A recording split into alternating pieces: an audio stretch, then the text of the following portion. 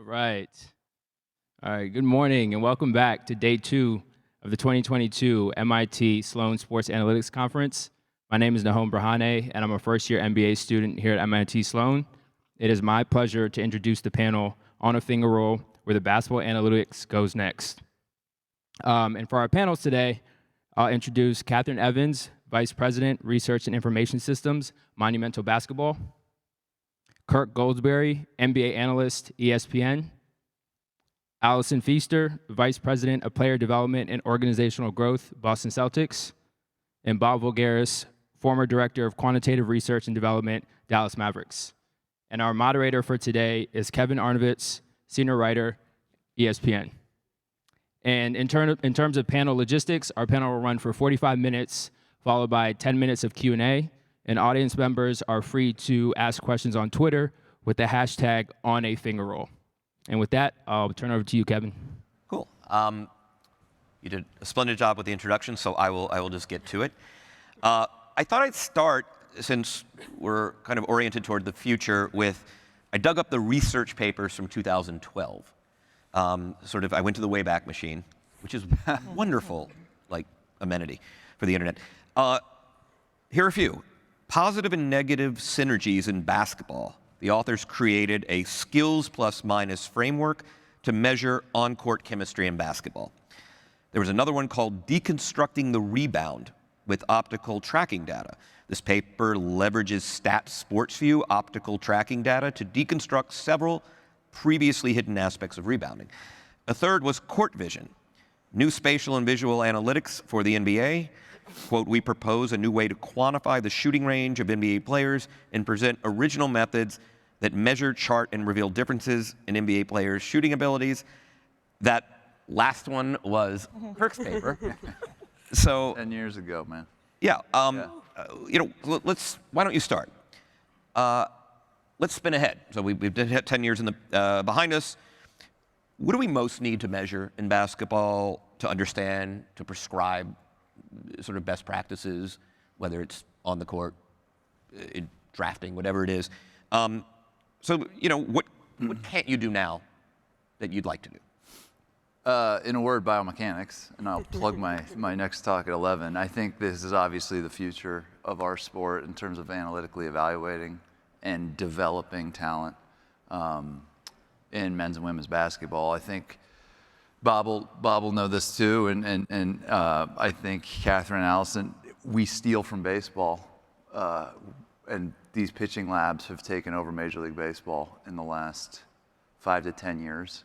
And one of the things I'm going to argue later today is I built those shot charts in 2012. That was a big deal for me. And in 2022, is that now we're building the shot chart of the human body to understand the interactions between athletes' movements and their ability to execute specific skills on a reliable basis.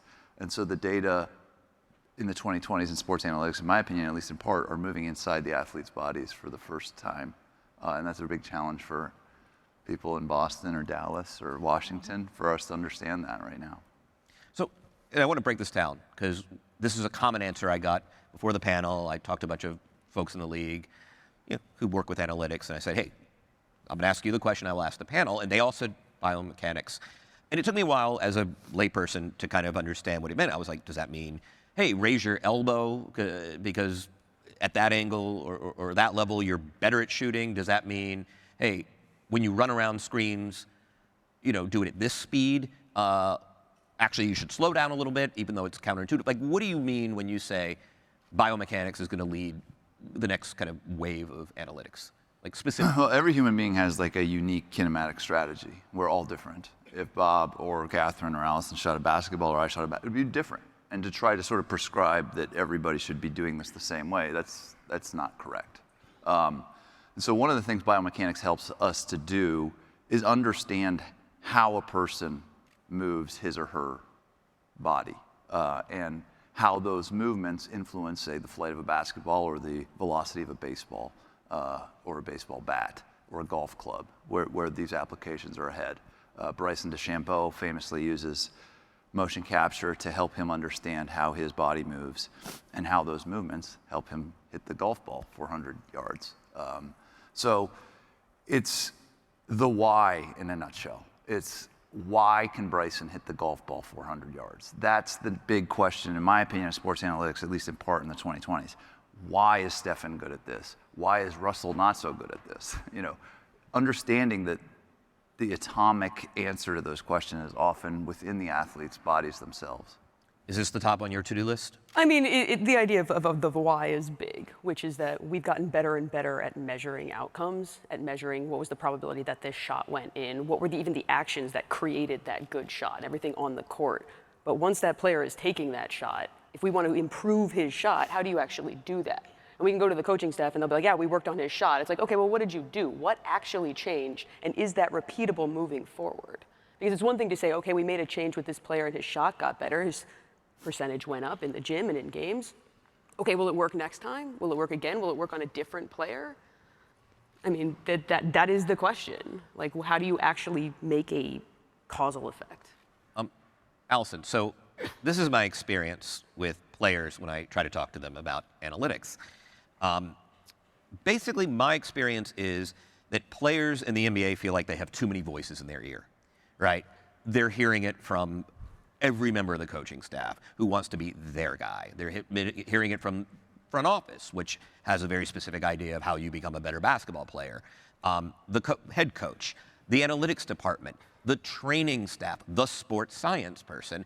And so my experience is when you present them with a prescription, they're like, okay, it's not that, oh, they don't like analytics. They don't need another voice is kind of their view. So how do you do this practically? Like, they have some great information. Here's what we know. Right. Hey, person who got to this level doing what he did the way he does it, change all that. Yeah, I think it's, number one, you don't want all those voices in a player's ear. Specifically during the season, you want to really limit the sources of information. I think equipping an analytics department to liaise with the coaching staff, equip them with the proper language to help a player grasp certain concepts and the why behind certain tweaks in training. I think that's the key. You don't want a random person coming up to a player and trying to tweak something in mid-season when he may or may not be empowered by a coach. He or she may not be empowered by a coach. I mean, that requires patience, because let's say, I'll just use a Celtic, Marcus Smart. Right. All right, you don't want to bother him in the season, but let's say the guy's shooting 29% from, I mean, player development happens in the season, right? Absolutely. It's one thing, and also you have the benefit of 5-on-5. Like, if you work, the summer runs are the summer runs, but like, what are you going to work on the floor in July? I suppose. Yeah. But that seems kind of unambitious. You, Kevin, cannot, as a data analyst, cannot go to Marcus and say, "Hey, Marcus, your shot is jacked." I recommend talking to the head coach first and foremost and say, "Hey, we've noticed this trend, or we see this this motion, and we think that if he does this, this, and this, he might have some more success, more accuracy shooting." Coach may or may not embrace that, but I think that's the key. I wouldn't recommend going straight to a player. All right, Bob, is biomechanics would be on the top of your list? Is there something else? And sort of part two, what was your experience in Dallas, sort of whether it was the coaches mediating directly with players, but take the first part first, I guess. I think the issue with biomechanics is like the camera tracking data. You mentioned the stuff in 2012. When did the camera tracking data even come in? It started 2010. I think the full league adoption started 2013. Yeah. So the issue with the stuff they have now is it's you don't even have like the arms and limbs, so it's all just like center of mass.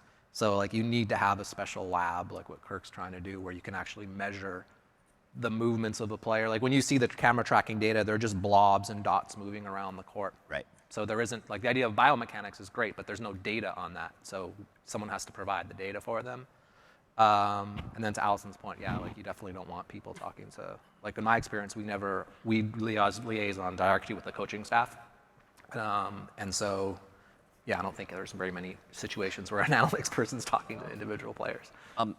So just so I understand, so to get somebody from a blob to something that approximates a human being with human motion, are we like sending them up to Vancouver at the EA thing where they put on the funny suit? Yes. Okay. That's exactly what we're doing, Kevin. Okay. And it sucks. It sucks for the athlete. It sucks for the analysts. But it's the only way to get accurate joint centers right now to do reliable biomechanical analysis. So, yes, the exact image of the EA the 2K studio, that's what you have in mind. Now, when we're here in 5 years, we're not going to be talking about that.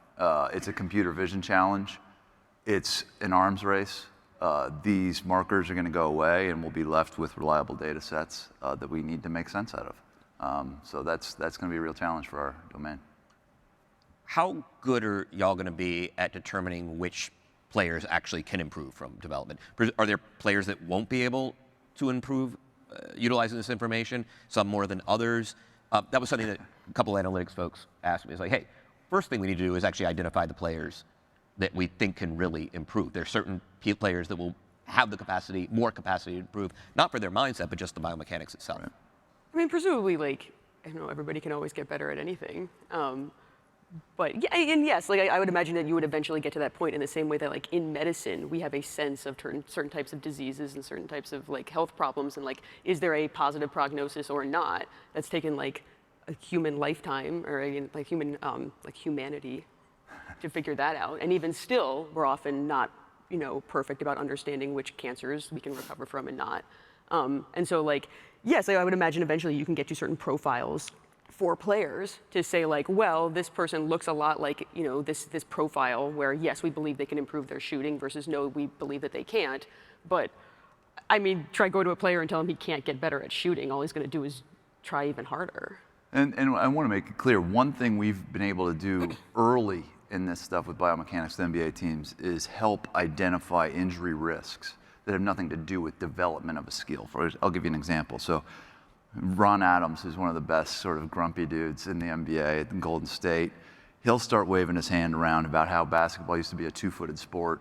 You watch John Wooden practices and everything was on 2 feet. And he said one of the reasons everybody's getting hurt is we're moving to these one-legged moves. And I was like, I never thought about it in these terms, you know, but it's so true. And then if you look at a team like the Orlando Magic, you know, Jonathan Isaac, Markelle Fultz, both tear their ACLs doing a Euro step, a move that really wasn't around 30 years ago. There is a lot of this. One thing we're able to do with this kind of data set is watch a player in a gym do movements and flag them for, say, a scary amount of knee valgus on a Euro step before it actually snaps. Another thing we've seen is players with landing asymmetries. So if you've torn your ACL, chances are you don't land balanced for the rest of your playing career. You're favoring a bad knee, and what happens then is you get tendonitis in the good knee and your lower back because you're landing, Kevin, asymmetrically every time you jump or take a shot. So it's not just about player development. It's also, I want to make sure we're talking about analyzing player movements for player health and well-being. Is that a job for a data analyst? You know, the lines are blurring very fast, aren't they? I think this panel is evidence of look at our backgrounds. I don't know. I mean, how do you know that that's going to lead to an ACL injury unless you have a lot of data on what ACL injuries look like? But which is why, like, there is all the data in there. It is healthcare data now instead of like specifically basketball data. But now there's a blending, and that's sort of the sports science side of things. But it is still looking at a lot of data collected over many, many, many, many years and many, many examples. Part of the issue also is there's no, with the NBA Players Association, there's no wearables that you're allowed to wear while you're playing. Yep. So like that's like the future of analytics, if you can somehow convince players that it's in their benefit to be more healthy, et cetera. The risk is that you're going to be able to find out when a player is at more risk for injury or when a player isn't healthy.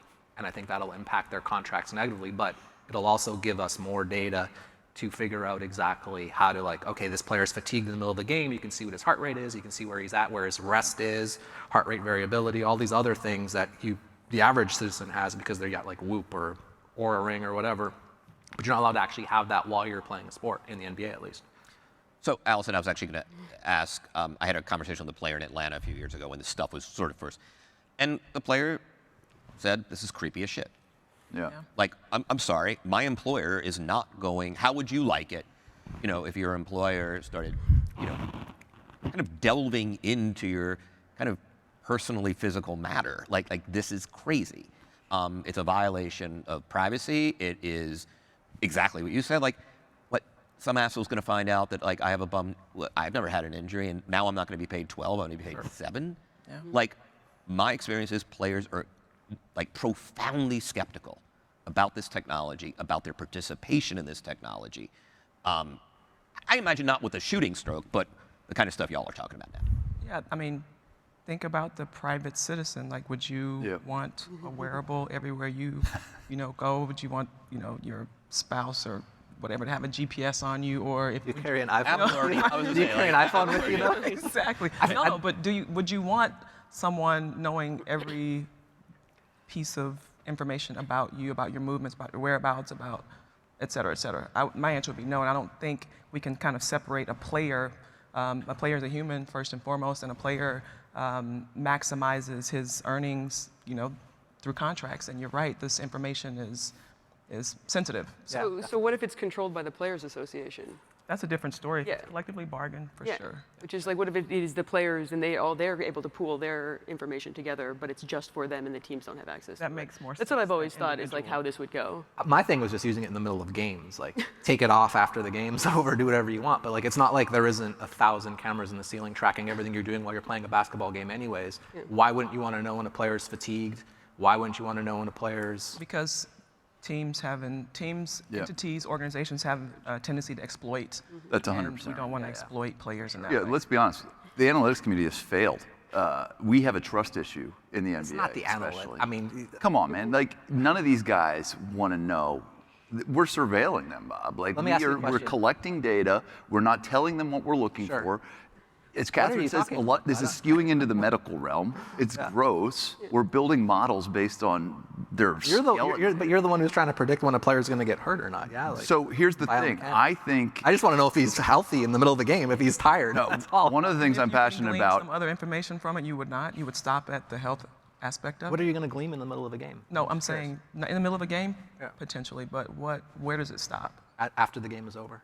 That's when it stops. We have You take it off, we have We're to get responsible in that way. the Allisons to help us build trust with the players. There's a new, I teach sports analytics at UT, and I used to teach Moneyball. Now I teach the MVP machine. And Kevin, there's a chapter in there about the conduit, the person who builds the relationship between the data and the athlete. And that's a very important role. And to this point, I would argue, Bob, is we've totally screwed that up. Sure.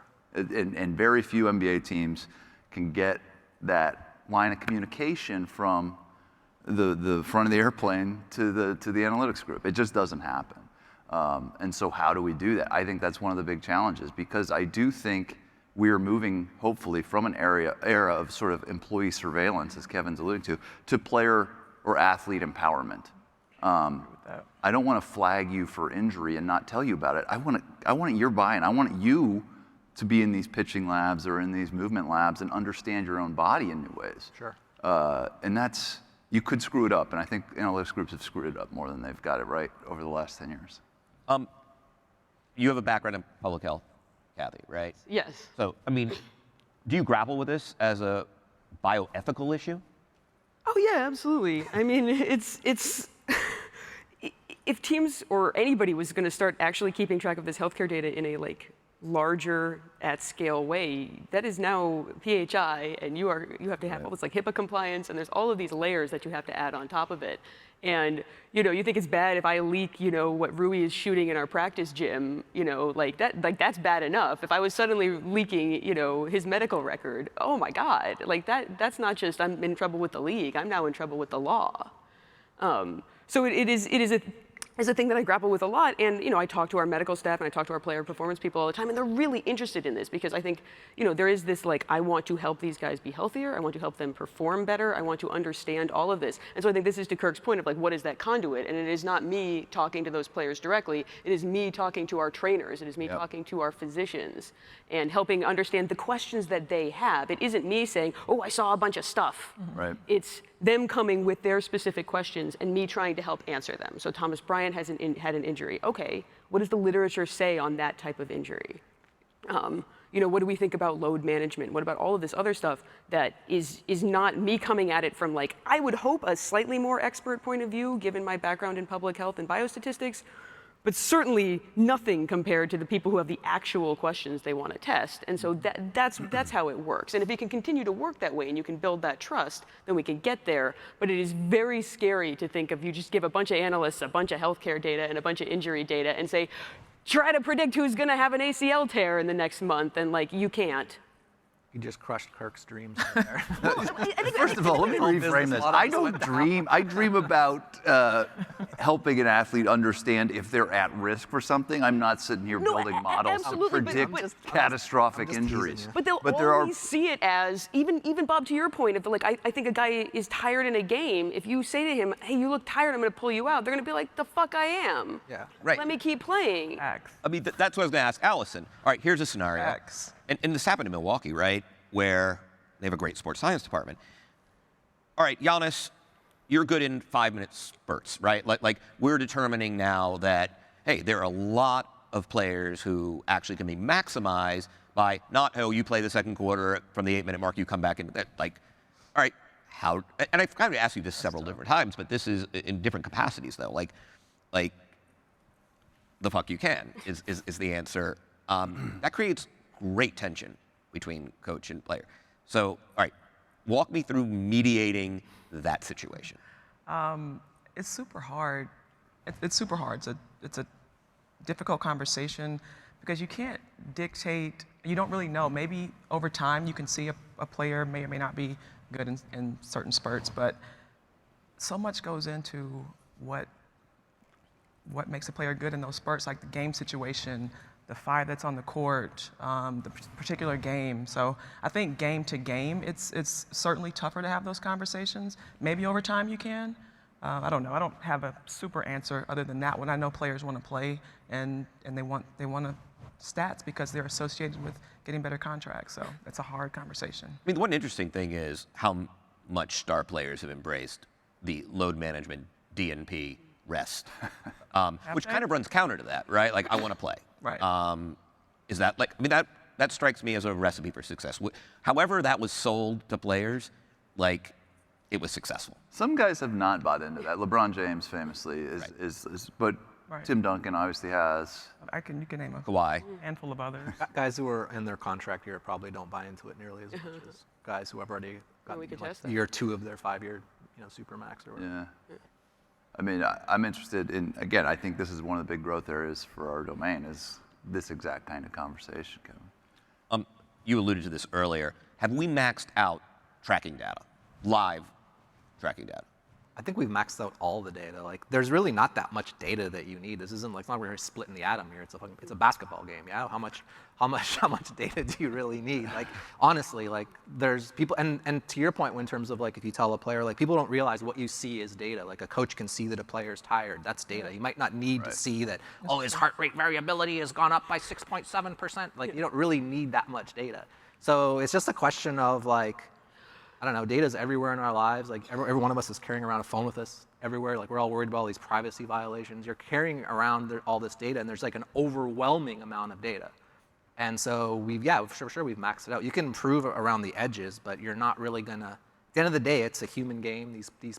They're the best in the world at what they're doing, and giving them a little bit more data is not gonna really make that much of a difference, in my opinion. It might help a player not get injured. It might help them improve their, like when baseball, that type of stuff, but that's not something the average analytics department's going to be doing. That's a biomechanics expert's going to be doing that. Right. That's more of a coaching thing than an analytics thing, in my opinion. Kathy should quit her job.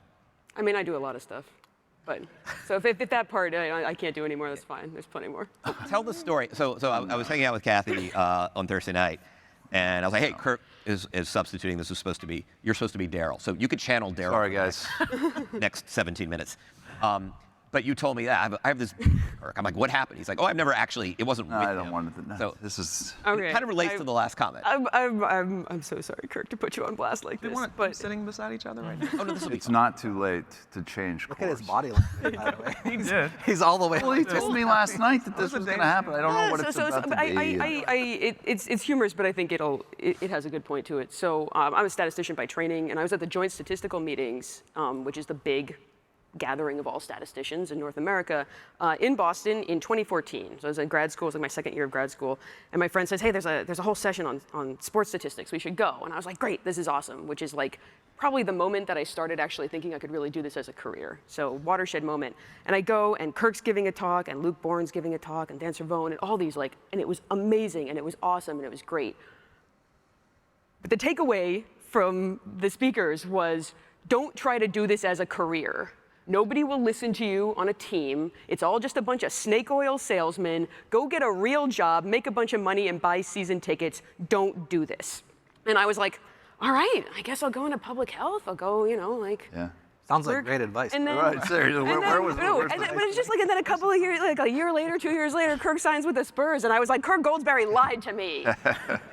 But to the point, like in that room, I can think of off the top of my head like 10 people who were, statisticians who then went on to work for teams or for the league. That is where I met Mike Lopez, who is the head of analytics for the NFL now, and all of these other people. And so in fact, it is now a thing that you can do. Mm-hmm. And there are now all these young students coming up, and there are conferences across the country. It is not just JSM, it is not just Sloan, it is not just Nessus. There are these small conferences all over the place that you can go and you can meet people and you can talk about interesting advanced statistical techniques being applied to interesting sports questions. And that makes me really excited. Yeah. And so Kirk, you might have lied to me then, but and maybe you're saying it's still true now, but it has totally changed. And that makes me so happy and so excited. Oh, that's good. I would just say that's what I always tell people is my career has been insane the last 10 years because the market for this job and for these roles has been wild. The market itself has pulled me around from academics to ESPN to the team side or whatever. But yeah, and in the next 10 years, it's going to be another bunch of changes that are somewhat predictable. There were no roles for these conduit type of people. That's going to happen, as we already mentioned. Biomechanics is going to creep its way into basketball operations. So yeah, there's more and more people sitting on the bench as coaches who have analytics backgrounds, and so it's not just that my conduit to from the medical side, but also like Dean Oliver is sitting on our bench. And I'm not going to go and talk to our players about shooting, but he is. And this is more and more on teams are having this, and that just makes me very happy. I mean, I think everybody should know more statistics, but it's a good start. Yeah. Although it's interesting because if you're 20 years old and sitting out there, what I hear some of y'all saying is, hey, don't go into econ, go into pre-med. I think you should go into statistics. How about just doing NFTs? Seems like that's. Oh God. Here we go. Oh, Here we go. No, we're not. No. Is it? Are you doing the crypto session? No. Oh, okay. Absolutely not. So looking to the future, I mean, one thing I've been hearing since I started this career is basketball is so far behind baseball. Yes. So that's true. Yes. Oh, for sure. Yeah. Yeah. 100%. First of all, for a variety of reasons, baseball is easier to analyze. It's a lot of closed tasks for athletes. There's very little interaction effects in baseball that makes it a lot simpler. I don't know that it's that. I don't know that it's that far ahead. Probably maybe the most advanced groups in basketball and the real cutting edge is catching up very quickly. But in terms of how widespread it is, I mean, the smallest analytic group in an MLB team is bigger than the biggest group in basketball. Yeah. And how pervasive it is within the whole organization, I would say.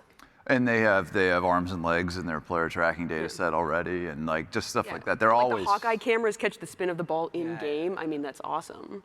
I think also the sport itself just translates more to statistics. Everyone grew up looking at the actual statistics for baseball are the player's batting average, all that stuff is kind of imbued into the culture of the sport in some ways. You can probably thank Bill James for that, and even for sure. They were the first ones to really have more of the statistical stuff in their telecasts, and there's a lot of downtime in watching baseball games. Even Daryl, Tudor did internships with Bill. I forget the relationship. He worked for Stats Inc. They worked together, and so obviously Daryl's going to go down as one of the more innovative analytical thinkers in basketball, and he borrowed a lot from Bill James in baseball. I think football is going to catch us. Football is so popular, and the analytics. Football is the data, so the amount of games you play. That's one thing that baseball has going for it also. So sample sizes are a lot larger. I just still think that just because of how popular football is and how public their data is, that all of the young, ravenous people who want to work on something and who have ideas have this like incredibly rich data just freely accessible to them in the way that they don't in basketball. And so a lot of the like really exciting ideas are more public and they're able to talk about it more. Whereas in basketball, we're all sort of like closed off as soon as we start working for teams. And it's not, I think basketball is also exploding a lot. And like, obviously I'm here and I love it. But I do think that football as well is coming up in hockey. You know, they have tracking and everything too. I mean, I think every sport is pushing a lot. So we talked about biomechanics with regard to everything from the neck down. Is there brain? Like, are we going to be talking? Do you put can that sensors even on be brains measured? too? I don't do that, man. Yeah, I don't do that. Okay. Wrong panel. No clue. No clue. No clue. I mean, talk to the athlete. Like, is it something we can measure? Or is it, you know, what gets measured gets managed? I think is a fair question. What is the analytical future of knowing an athlete's mindset? Or I think like part of the problem is in terms of like for analytics is you're trying to everything you can measure is somehow in the domain of analytics experts, which we're not. Like none of us know anything about any, like, with the exception of Kirk, and you've worked in public medicine. Like I didn't ever deal with like you do some injury data analysis, but you're not trying to predict all this stuff. And so know what you know and know what you don't know. And I think none of us know anything about the brain. Is it okay not to measure something? But even if like we came up Yeah. with some measure I hope right so. now, you couldn't backfill it to all the like historic stuff, so it wouldn't be useful until we had like a sufficiently large data set. And then even then that gets into the same issue we were having about before, which is like, are they going to do the players want us measuring their mindset and giving them a smaller contract because like you're not fierce enough or like you don't have enough heart? And again, Alice's point about would you want your employer doing this, Kevin? Like, no. Do you want ESPN to come in and put you into some sort of like brain scan and be like, you're not clutch, man?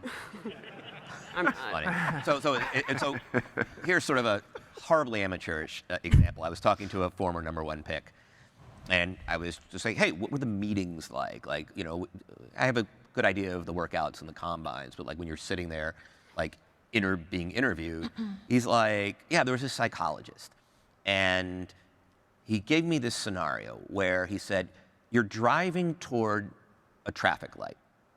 It turns yellow. Do you A, speed through it, or B, do you like, hold up, stop? And I said, well, what did you answer? He's like, well, my first thought was, what do they want me to answer? And he's like, that was a little bit screwing with my mind because on one hand, they want me to be aggressive, right? Like that, are they measuring aggressiveness that they want you to attack, go through the light? On the other hand, they're obviously, you don't want to break the law and whatever. And he didn't even remember what he answered. But his whole thing was, I don't know what they were trying to measure. I actually brought this up to a neurologist a couple months ago who works with EPL soccer teams. He was like, that's the dumbest thing I've ever seen. Yeah. It's so But yeah, it was the, huh? It's situational. It depends. You have a doctor's appointment. Yeah, right. You Or any other are not in a rush. 3 o'clock in the morning and I'm in the middle Exactly, of so- nowhere. Like, Didn't the Celtics have like maybe it predates your, but didn't they have like the brain type guy, and that was a big part of their draft model? Definitely predates me. I have no. I think Danny was a big. Theo was a Epstein's big into neuroscouting. I think it's one of the companies that does kind of this stuff. But there was a brain type guy. They answer a question. It was like, what is your, ENT, whatever, that type of. I think that was a big part of their. It's creepy, man. Let's be honest. Some of this Yeah. stuff is going to go creepy, and a lot of us are just not going to go there. And different people are going to draw the lines in different places.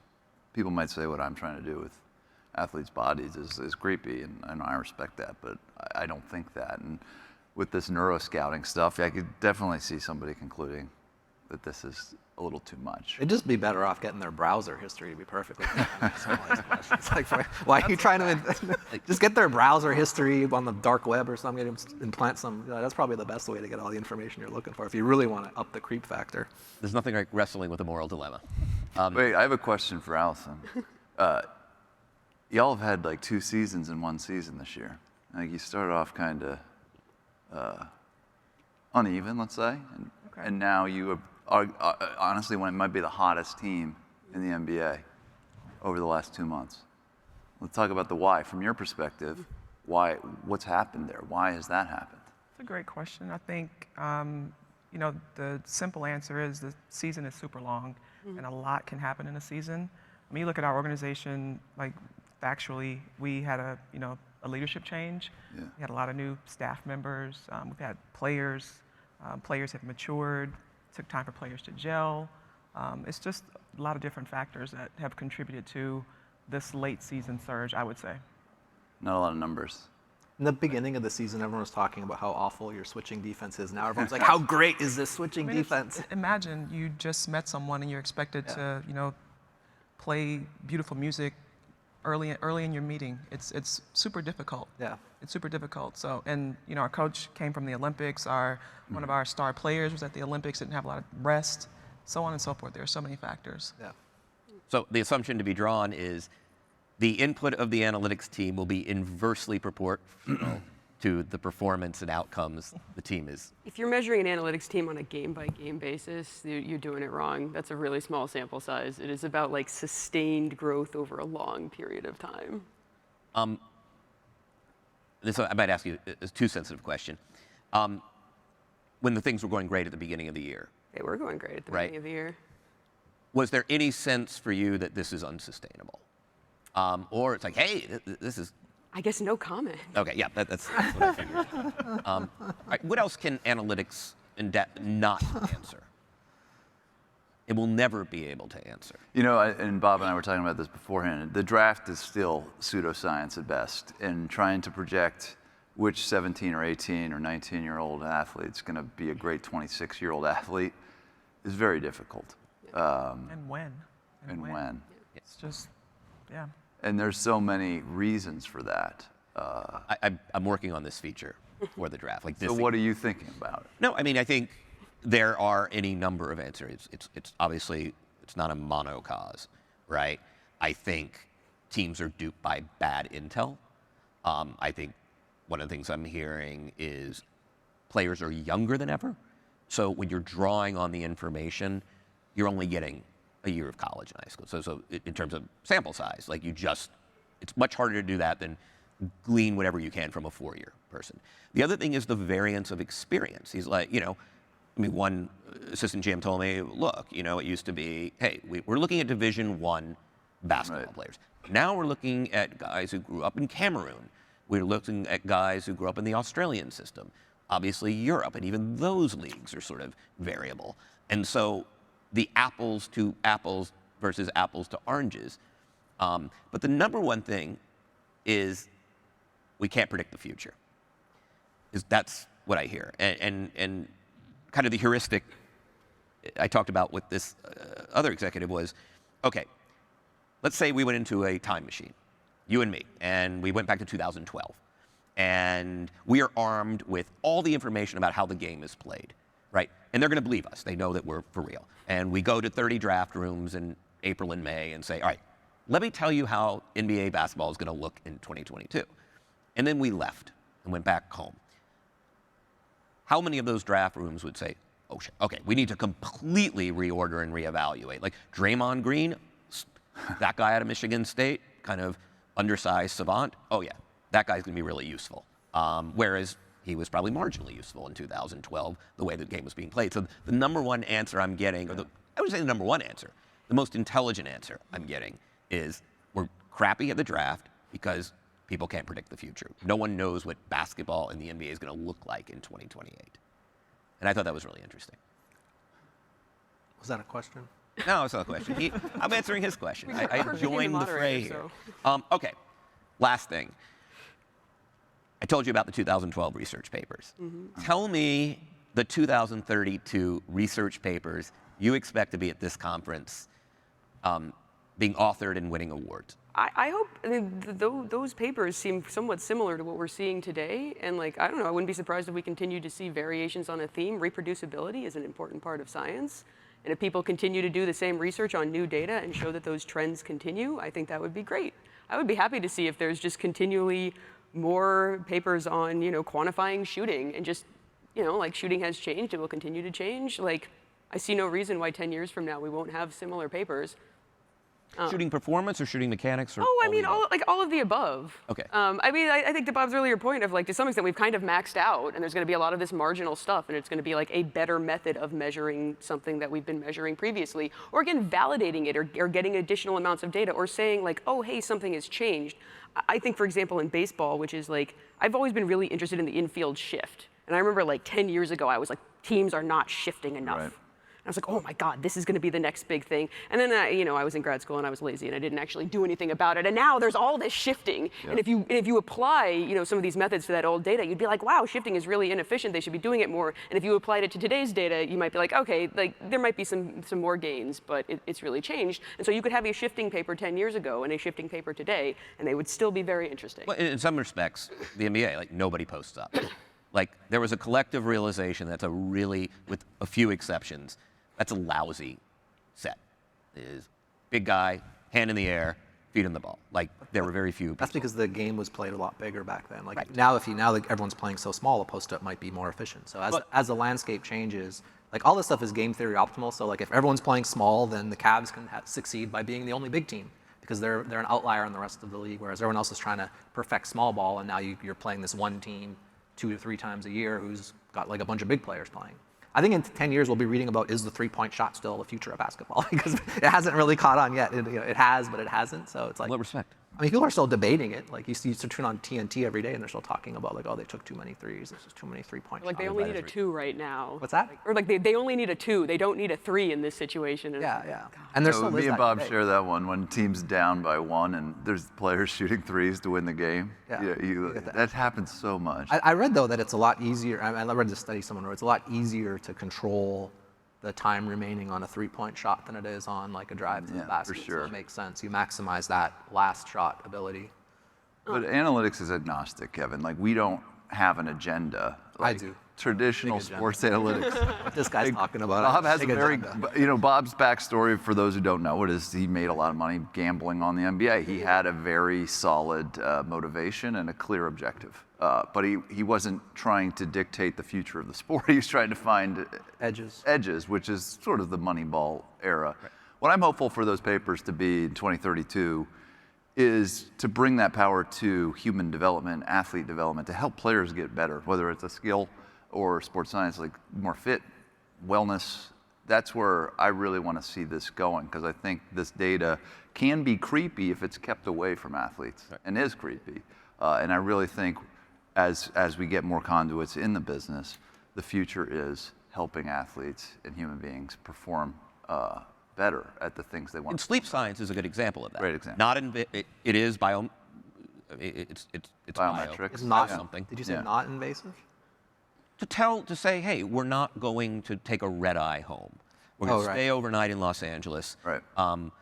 Hey, we're going to move shoot around till noon or practice till noon because we are now seeing that, there was that famous, kind of, someone did I think. Cheryl Ma, the sleep study, yeah. And so that is an example of, hey, using data analytics that are bio-based but not invasive. Yeah. It's just more prescriptive. All right, what do you want most? If you could say, hey, if you could order up, what would help you the most? I think while I obviously shun questions about trying to figure out the mind, I think it would be super helpful to, qualitatively figure out how to, how people mesh better together. I think at the end of the day, what's missing a lot of times from these conversations is this human element and how to maximize, a coaching staff or organizational culture, which are, of utmost importance in, success on the court. So it's funny. One of my astrology is the Myers-Briggs. Like, I know it's junk science. You are looking like you're horrified. No, I fully recognize that it's bullshit. Okay. But as long as it means something to you, then I won't take it away but I from love you. Called it astrology. He called it take it away from you. astrology. Well, no, I love taxonomy. You didn't call it astrology, yeah, okay, that's fair. And a few years ago, I learned that Danny Ainge is really into Myers-Briggs. That was the brain guy I was talking about in the Right. draft. And I we sort of had a fun conversation about it. I threw out a player, Chris Paul, and he would have immediate thing. Like, again, it's astrology. I get it. But when you say chemistry, I think Danny has the belief, I don't want to totally speak for him, but my impression is Danny has the belief that, hey, personality types certain things mesh together. Right. And that you want a balance, or you want, again, you're horrified. No, 'cause I think you're getting at an idea, which is that like if you could properly measure this, there would be some way of like optimizing a combination. And like I'm not opposed to that. I think that actually measuring it accurately, especially because it's about like I could tell you, like what if I like you didn't actually know when you were born, and I said like, oh, you're not a Sagittarius, you're a Taurus or whatever, and then you would like that placebo effect would have a difference. But so there's some level of that. But I do think there is some idea that like if we could measure these things, the thing is to be able to tell if there is a difference. You have to have a lot of data on it. You have to have this like at scale before you can tell, especially these subtle differences of trying to like optimize a small roster. And so again, it's not that I don't believe in it. I just think this idea that like it's going to take a while before we can say things really conclusively. Yeah. Any papers you want to see? I'm good. Let's take questions. Let's take questions. Can't see. Twitter questions. Refresh. All right.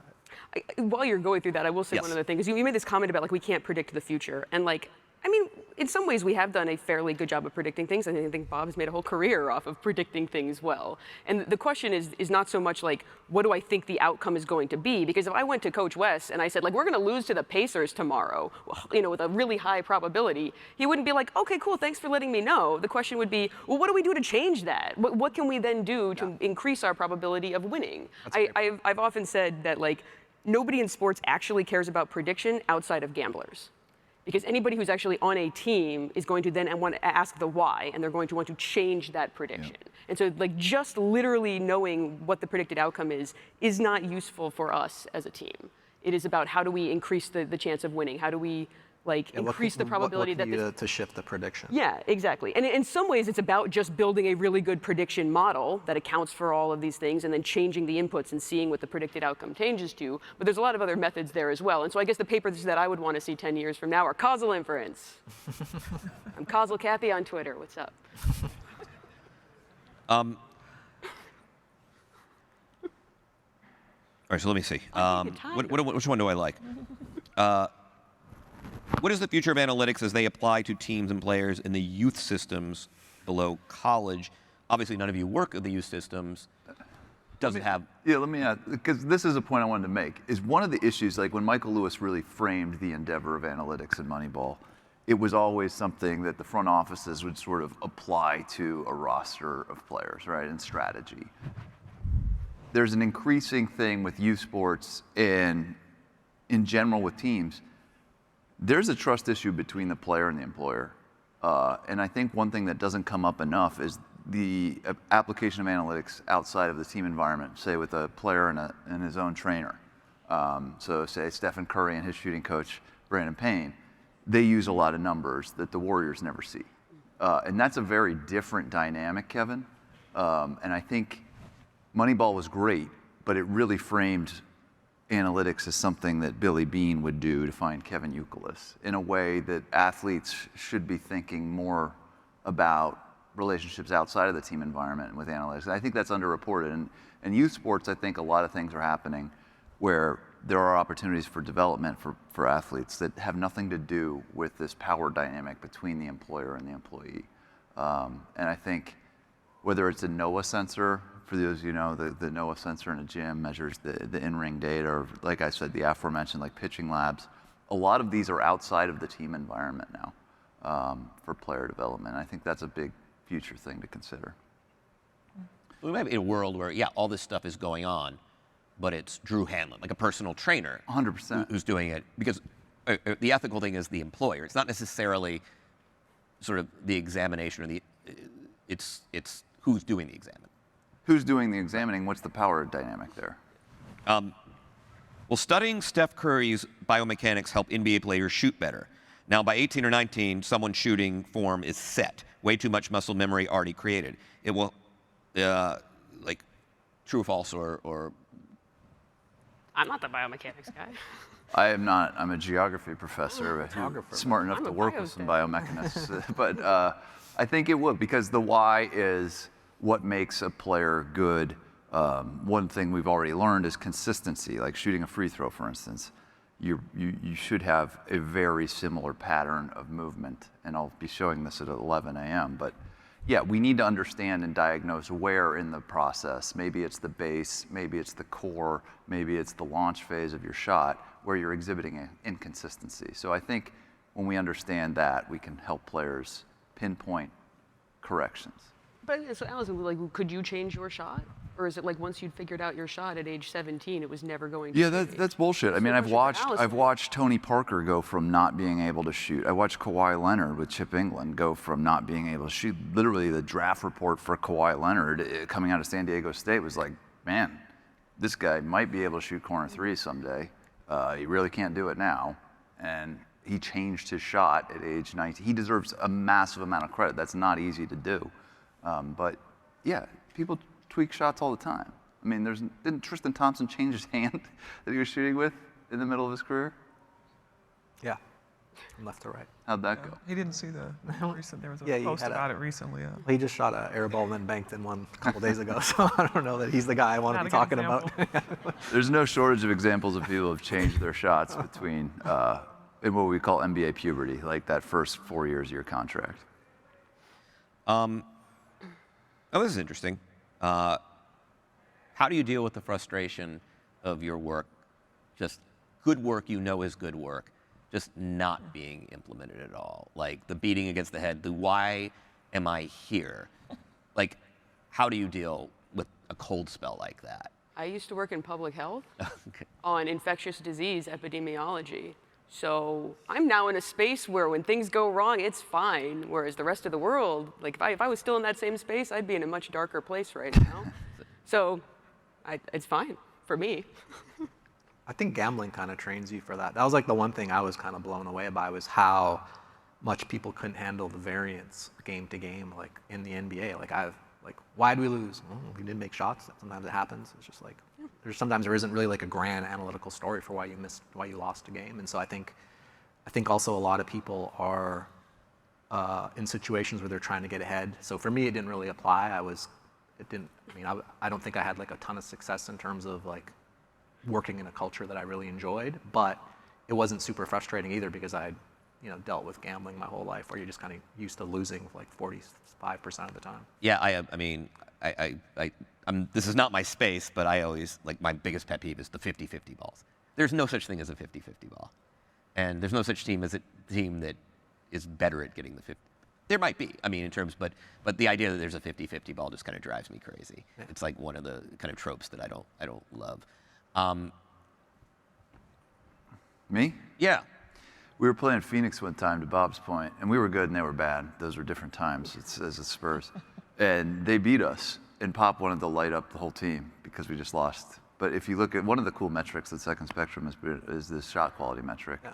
And to Bob's point, you go into Pop and you're like, hey, there's going to be 3 games a year, maybe 10 games a year where they just got lucky on those threes and nobody was playing bad defense.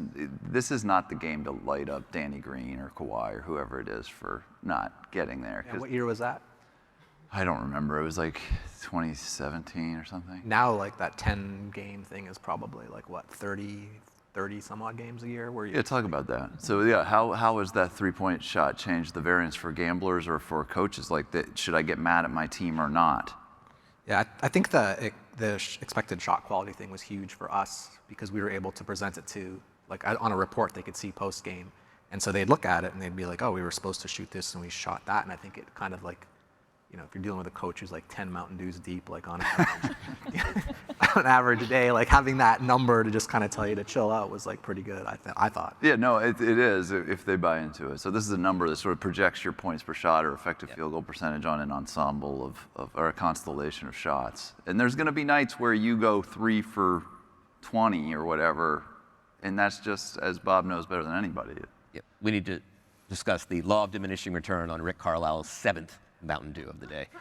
So last question is, how do you deal with a player, to their point, who's just ice cold for no reason other than variance or chance, or we don't know yet, right? Like right. we don't have the biomechanics. So how do you deal with a player who's just going through like a terrible slump? Not to no fault of their own, but again, subject to sort of the cruel variances of basketball. As a player, as a former player, you understand, you have to not kind of vacillate with the ebbs and flows of a season. You know, there are going to be spells or moments like that, but you, as a culture, you stay positive, you encourage, and you kind of rely on, you know, your internal support to hopefully get better. But definitely don't dwell on it because that will only exacerbate it. Closing thoughts, anybody? Yeah, it's a good thing the Miami Heat didn't like bench Duncan Robinson, who started off the season really poorly and is one of the best shooters. But Reggie Bullock. Yeah. He started off the season really poorly, and It's interesting because at some point you're like, is this real or not? And I don't know how to answer that question. it's not real. It's all a mirage. Sometimes It's all a we're a mirage. simulation. It's Who all was a saying that? simulation. Oh yeah, we were talking about that. Yeah. Anyway, but yeah, that's a hard question, Kevin. I don't have a good answer. I mean, I try to look at other information, right? Which is like you have some prior and you're updating it with new data that's coming in. And sometimes that prior is based off of like what they're shooting in the gym, right? And so somebody's really cold in a game and you can say like, well, you were really hot last season and you know, your numbers in the gym are exactly the same and like nothing seems to have changed. Or you could just blame it on the new ball. Yeah, and you blame it on the new ball, and you can say like, okay, well, let's look at how you were shooting with the old ball and with the new ball, and maybe it is in your head, and maybe you just like they just need permission to like not feel so bad about it.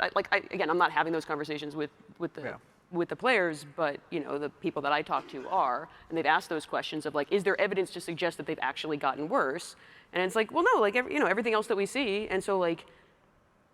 You know, I always come at this from the numbers of like, well, the numbers say it should be fine, and I know as a human you can't like just be like, well, it'll be okay, but maybe the numbers can help you feel that way. You know. Cool. Thank you. This was great. Thank you guys. Thank you.